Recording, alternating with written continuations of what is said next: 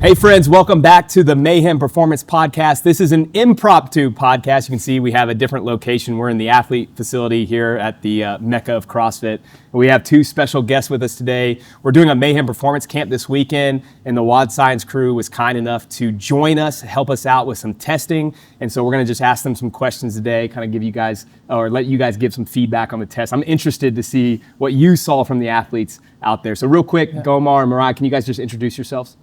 Yeah, quickly, I'm Gomar. I'm the founder of WOD Science. I'm, let's say, an exercise physiologist that is still working at the university, but also like to communicate some of the science we are reading and doing with the WOD Science platform. So that's basically my background, I would say. I will quickly say before you introduce yourself, I started following you like as soon as you start. When did you start? A very the Instagram long time page? ago, around 6 years ago. I appreciate that. Like, I was one of the original followers, so I appreciate it. It was like 200 people. Yeah. Yeah, I'm Mariah. I'm a researcher in sports technology, and I'm especially looking into biomechanics of functional fitness. And I'm also co-founder of WOD Motions. I think we're going to talk a little bit about it, but just looking at giving CrossFit athletes good feedback for their training. I think that's one of the coolest things. So WOD Science came in and they did one of their step tests, which I'll let you guys kind of explain how it works. But in that process, they were able to wear the WOD Motion sensor. We took the lactate testing as they were going through the step test, and you guys are then informed on where they're at as an athlete. So can you guys kind of just walk through that process? Yeah, so what you usually have in let's say, more conventional sports, like cycling, running, you have athletes going into a facility and they do this test with a mask. Many of the people probably have seen this. And it's a step test, exactly what you said. So you start with a low intensity and you go up every 3 to 4 minutes. Interesting, because then those people know their training zones, their exact training zones, based on wattage, based on actual power and not on heart rate, right? That's important. And then they can manage their training around that. The thing is, with CrossFit, it's obviously a new sport. It uses a lot of varied movements, functional movements. It's not that straightforward to do that. So why? Because we cannot really, or until a couple of months ago, we cannot really know how much power you are producing when you are doing a burpee, a thruster, whatever. So it's hard to do a step test if you don't actually know what you're doing related to how much energy or work you're doing in a given time frame. So what we thought about is, okay, we do a step test, and I got in contact 1.5 years ago or something with Mariah, and she said, man, you have to, we are onto something. We're making like a wearable that could, if we really dial it in, we can estimate very closely the power production during 35 to 40 movements in CrossFit. Like, okay, tell me more. This is very interesting, obviously.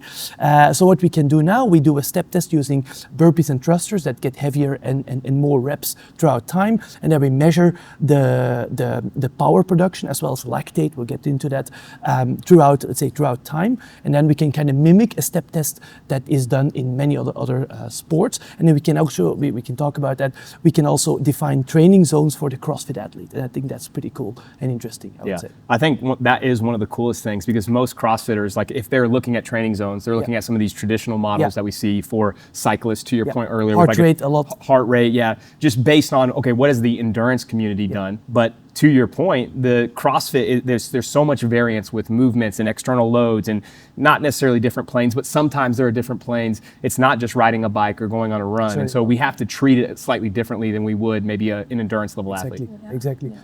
Yeah.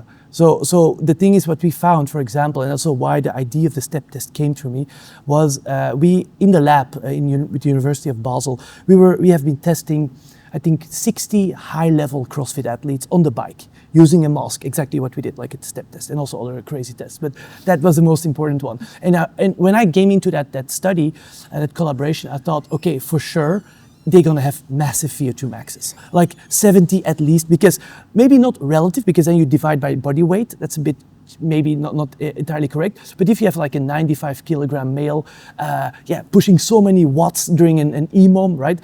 They must have high VO2 max, but kind of the contrary happened. They actually had pretty low VO2 maxes. They had like 4.5 liters absolute, if the viewers know a little bit about that, and also 56 for the boys, and 52, 51, even for the elite. I'm talking about games athletes, VO2 max. I'm like, why is this possible? It's likely, I think still, and we don't know the exact answer to that, because they are just doing a test that is not specific to the sport. Sure. They're just biking. Some of them biked a bit, but they're not bikers, right? So if you do the same with thrusters and burpees, which we haven't done yet with a mask, then I think you will see at least higher values. I was going to ask you if you've done that yet, but we haven't done it because it's not that straightforward. Yeah. You have to do with, for example, thruster with a mask. It's not going to work. You're going to rip it off. You can do. It's very hard. You can do walking lunges, something like that. We have to think about it, like potentially, but Dumbbell thruster, maybe. Dumbbell thruster is a good one. Yeah, I like it. Yeah.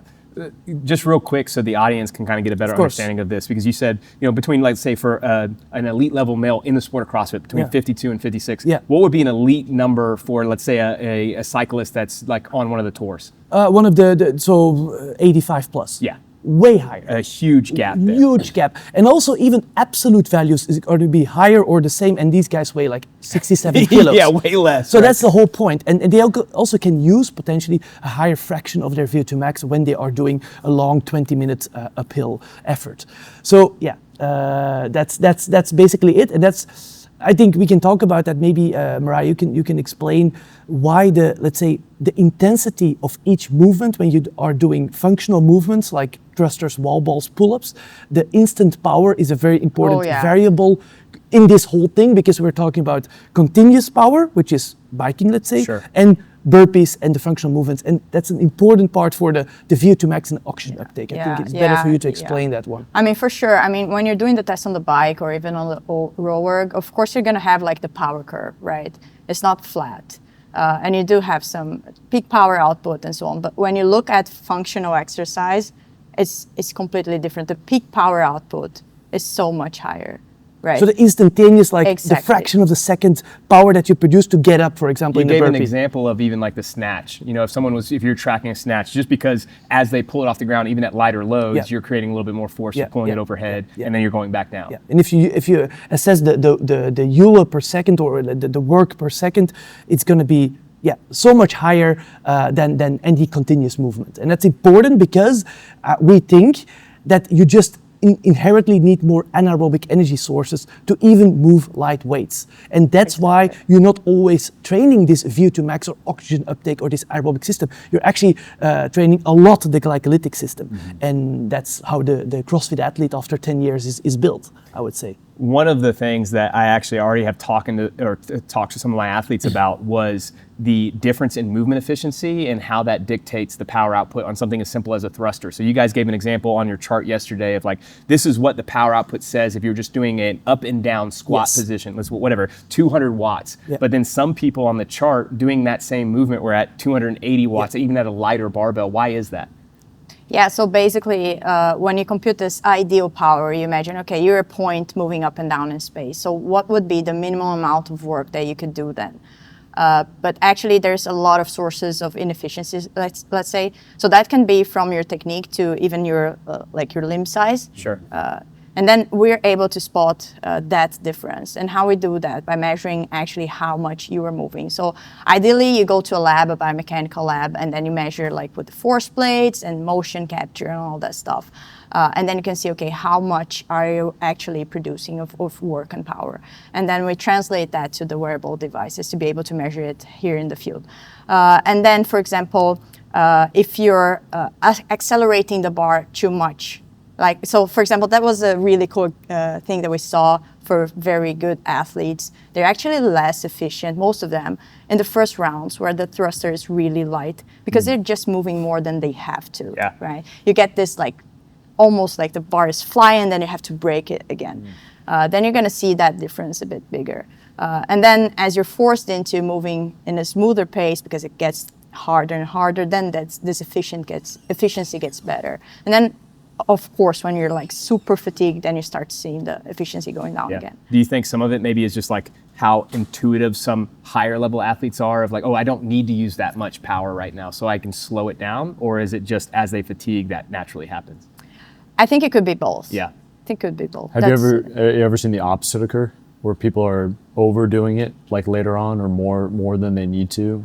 When they get into the red zones, when Yeah. it's really above threshold, we usually see a little bit bump up again in the inefficiency. Yep. Because you're just slacking. You feel, for example, for burpees, I think it's good if you're really fatigued and at the end of a workout, your burpees are way less poppy. You're just trying to get up. That's inefficient, Yep. and it's just inevitable because burpees actually are a powerful movement, and you generate a lot of power even by doing a couple of burpees per minute. But for example, one source of inefficiency that could happen is just this lack of stabilization movement in directions that is not the direction that you're looking for, so the vertical one, right? So for example, if you're super fatigued and you get a heavy thruster to do, then maybe you're going to lose efficiency in that. Yeah. But we actually saw some athletes that got really efficient on the red zone. And typically, or at least we learned that the specific case was someone that is really used to moving heavy weights. And that was really interesting to see because we get that feedback. Yeah, I mean, I am comfortable. I like to move those heavy weights. We can see that on the number because they were efficient in this red zone. So I think about myself because if I do a thruster, you were making a joke about how you squat. I push my butt way back. I don't have a ton of ankle range, so I'm kind of far forward and I got to shift back. So there's a lot of extra movement there. It's not very efficient. I already know that, but the reason I bring that up is, can you guys see by doing the test or just having someone wear the sensor, can we help them get more efficient? So like, could you take that on me and say, okay, you're putting 270 watts into this over the first couple of rounds. Now let's try to teach you how to get down to maybe 250 watts, 240 watts. Absolutely. So that's the whole. I think that one of the major benefits of this thing. I think in CrossFit, certainly at higher levels, movement efficiency is so incredibly important. Like we see it also, people are pushing so many watts too many that you cannot understand it actually. So yeah, what you could, for example, do, you do this test or even just 20 thrusters for time, something like that. You assess your extra power that you're producing, and then you, for example, teach or do some mobility work. I would say there's going to be a limit, like a ceiling, but I do think, I mean, we don't have experimental data for this, to be honest, but I would imagine certainly in, let's say, lower level athletes that you can improve this, and this would be very useful for an athlete to know, obviously. For me. Yeah. I need it. Yeah, but this is all like we're just starting this, so there's so much cool data that we're gonna learn from. You know, like this question. I hope we can answer this to you in a few months. I was going to ask have you guys begun to sketch out ideal like models or mechanics of movements in particular? Have you begun to look at, hey, what is the ideal range of motion or movement for a thruster, so to speak, or a burpee? What's the most efficient way of doing each of those? Or is that something We did some like minimalistic comparisons of different techniques. So we did that with the burpee step up and burpee jump up. And we did that with barbell cycling versus singles. Maybe we can talk about that. I think that's very interesting. Yeah. So what we did, so one of the tests we are doing now and also empirically testing is you let an athlete do 20 clean jerks for time, and you let him do it like as fast as possible, but in sets of 5. Okay. So it's going to take, if it's an elite athlete at a moderate weight, 100, let's say 1 minute 30, with always some breaking time, and then you calculate the work that is done throughout that 90-second period. And then you let the athlete rest, let's say 8 minutes, so quite a full rest, and then you do the same with singles. Exactly the same. And then we're going to see which one or which strategy is the most efficient for that person. What would, let's say, determine the least amount of power to do all the 20 reps, right? And that's, again, very early days, but these kind of questions are very important, I think, for CrossFitters, like singles or touch and go. And at moderate weights, I think they're important. At heavy weights, it's a no-brainer. At light weights, also not. But at like 165 for an elite athlete, snatches or clean jerks, those things are very well visible and accessible, I think, with the sensor. Yeah. Also, braking strategy for like when you're talking about gymnastics movement. Huge. So, What would you say to the, like, I always think with a jock mindset, Brandon and I played football, right? So a lot of times our mentality, maybe it was just me, was like, just go hard, just train really hard. So maybe there's some people in the audience listening and going, you're getting too geeky, of course, too scientific. You're like, well, of course we have PhDs and this is what we do. But like, what would you say to them? Like maybe the beginners and the intermediates that are like, this is a negligible difference in my training or in competing. Are they accurate, or, how would you respond to that? So what we saw in many of the athletes here, we tested 12 athletes using this RAM test to exhaustion. Everyday athletes. Everyday athletes, but I mean, RX athletes, I would say the most, like decent open spots. Every one of them had pretty high, at like increasing lactate levels from the get-go, from the beginning, everyone. If you compare that to any high-level athlete, you don't have that. You have first the aerobic system that can produce all the energy, or 95%, and then it kicks up. So it does show you that for example, adding a little bit more lower intensity work can be mixed modalities, can be whatever, running, cycling. To all those athletes that we tested, can definitely be beneficial for their recovery, for their aerobic system, for just being able to produce more power via aerobic sources. So that would be something that most people that I tested lack, for sure, in CrossFit, because it's just something you don't do, but it doesn't mean it's useful for longevity in the sport, I would say. So that would be something I immediately see here, and also with my own testing, I would say. Yeah, and one thing that we try to do with the test to make it very tangible is in like how me, athlete that did the test, how can I apply this? Because we don't do just thrusters and burpees at our training, right? Yeah. And then it's like, how can you extrapolate that result? And then what we do is that we say, okay, given this result that we saw from your lactate curve and your power increments, we're able to establish the zones of training based on that power output that we measured. And then we say, okay, based on that power output, if you would target that, so it goes back to the intended stimulus of the session, which is so important, right? So if you would target that power zone, here's a rep scheme of a bunch of other movements, and you can do it in an EMOM, and then you're going to make sure that you're keeping that zone. What's crazy to me is we saw yesterday with some of the athletes that we had here that they were literally entering the workout, right? Primarily in an anaerobic state, right? Yeah. Or there's a couple anaerobic, but high lactate, so meaning that there's a significant increase in anaerobic metabolism. Just doing the warm-up. Just basically, it's 6 burpees per minute. That's a warm-up for most people, and 12 thrusters with an empty bar per minute. So that's all over 2 minutes. If they did that, they were out of their zone 2 training, out. So you cannot do that with them. It's too heavy.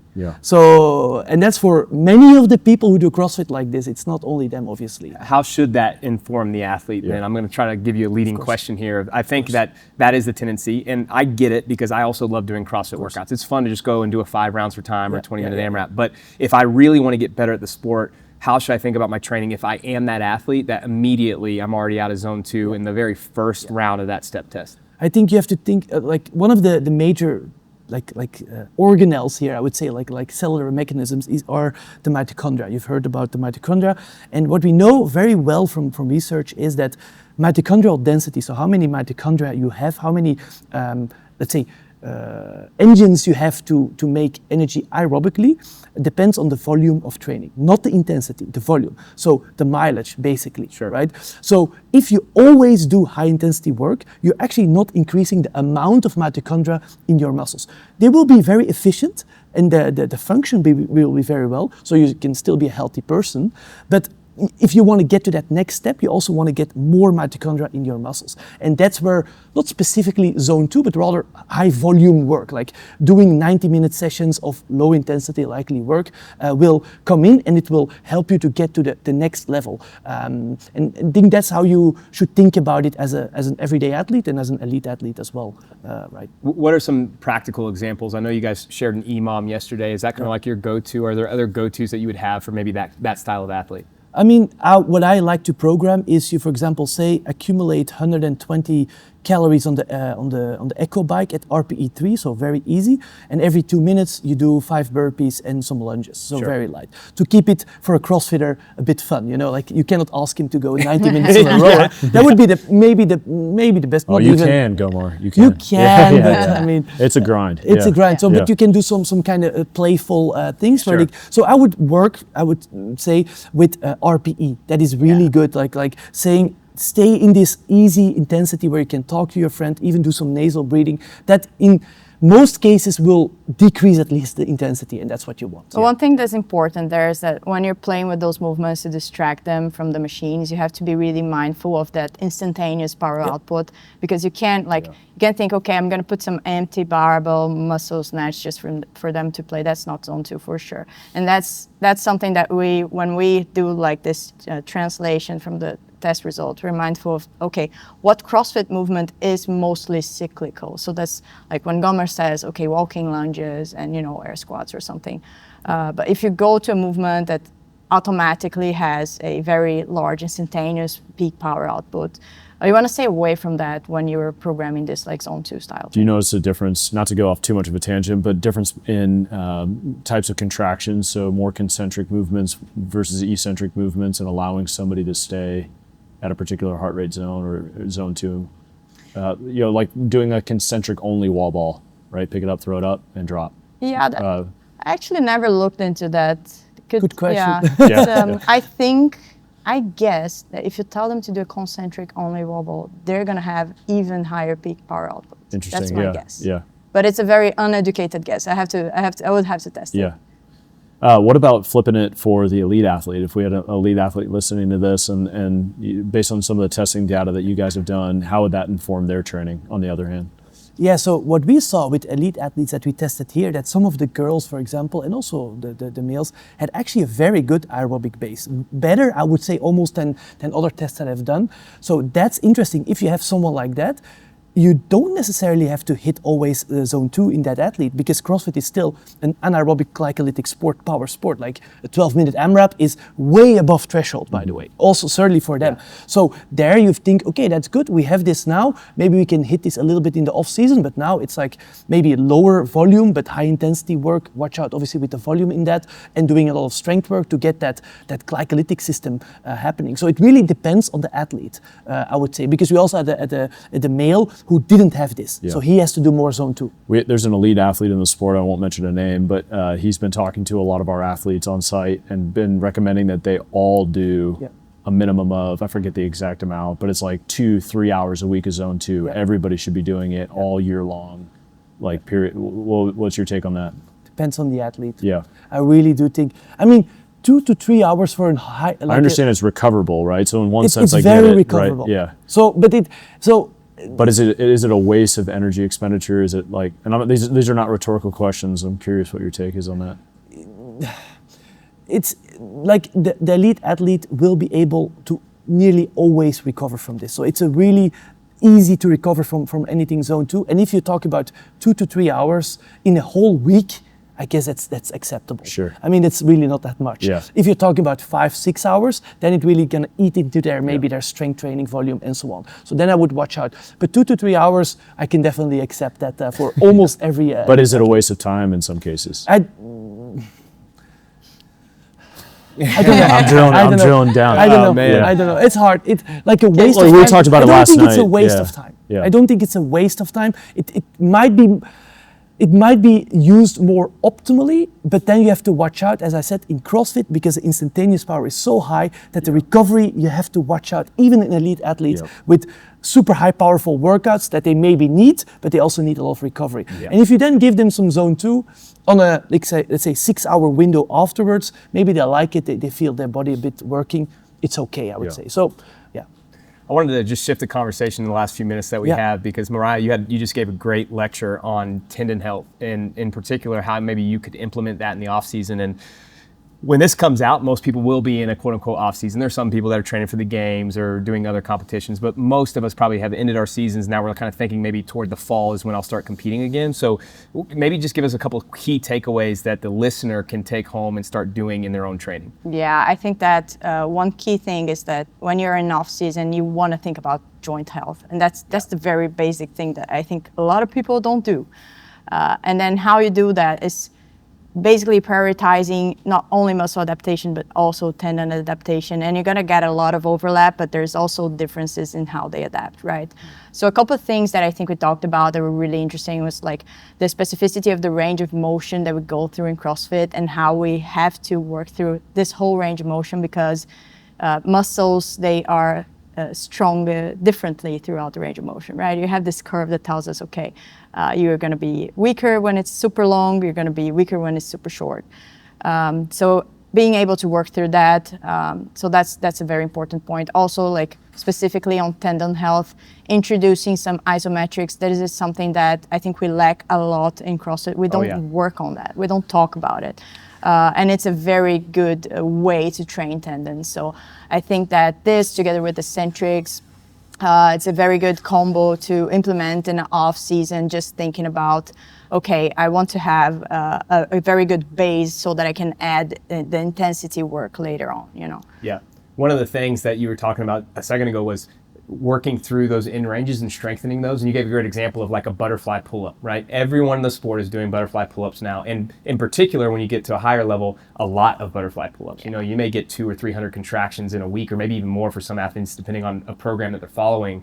And then you gave some examples on one of your slides of different variations of how maybe you could strengthen the in range, like a dumbbell lat pullover. There, you had one where someone was laying on a ball or a bench, and then they were getting a med ball thrown to them. So there's creating this dynamic in range. Exactly. What are maybe some other examples of ways that you would implement that into someone's training, or just maybe a couple thoughts on how people could start thinking about strengthening those in ranges? Yeah, exactly. So I could talk about the pull-ups for a whole day because I did my thesis, my master thesis on that. But I think it's a really good example because a lot of people say, okay, if I have good strict pull-up sets, I'm ready to work on my keeping and butterflies. But you're actually, when you go to the butterfly pull-up, you go through a range of motion that's way more dramatic, let's say, than the keeping, right? So I think main takeaways is, okay, if you want to develop a specific movement, look at the range of motion that this movement does. Look at when you are accelerating and decelerating the most. And then you pick that point and you're like, I want to work on that. So in the case of the butterfly pull-up, just to give a tangible example, like when you're here, you pull through the bar, and when you're in this phase of the descent, right before you reverse the movement, right? Here, we found that you actually have the peak load on the shoulder, and that's a very extreme range of motion, let's say. So you have a very high deceleration there. So we want to be able to train that. So think about, like, as a coach, be creative. Like, how can you train your athlete to be strong in this position first, and then once they're strong, how to handle this dynamic load in this position. So I think it's just like, just thinking about the motion and where it is loaded in this movement cycle and what is this range of motion. It's a good thing to do when you're thinking about, you know, those exercises that you can prescribe. Yeah, and for the coaches that are listening, you could do this with all of the different movements in CrossFit. Most of them are pretty dynamic, especially as you do a snatch or a clean, you're building to getting heavy in the bottom of a squat. Even something as simple as like a toe to bar. You don't realize how much extension you have in the back of a toe to bar. So thinking about those things, I think, are worthwhile.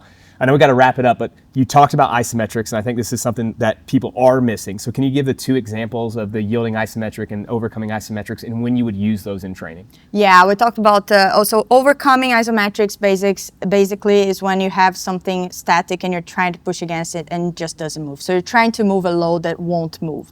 And that has a characteristic of like maximum force output, and it's something that you can apply like in the off-season program as well, but you have to be careful when you have like athletes that are coming back from an injury or something like that, because then it can provoke, or it has been shown to provoke a little bit of that tendinopathies that can develop. So that's one sort of isometric work that you can do. I like it to apply it quite close to the season as well. But then when you're talking more off-season and like this health work or joint health work or coming back from an injury, we have the yielding isometrics, which is a different principle. So it translates more to this eccentric type contraction because you actually have the load pulling you and you're trying to keep the position, right? So the load is trying to move you and you're trying to not let it move.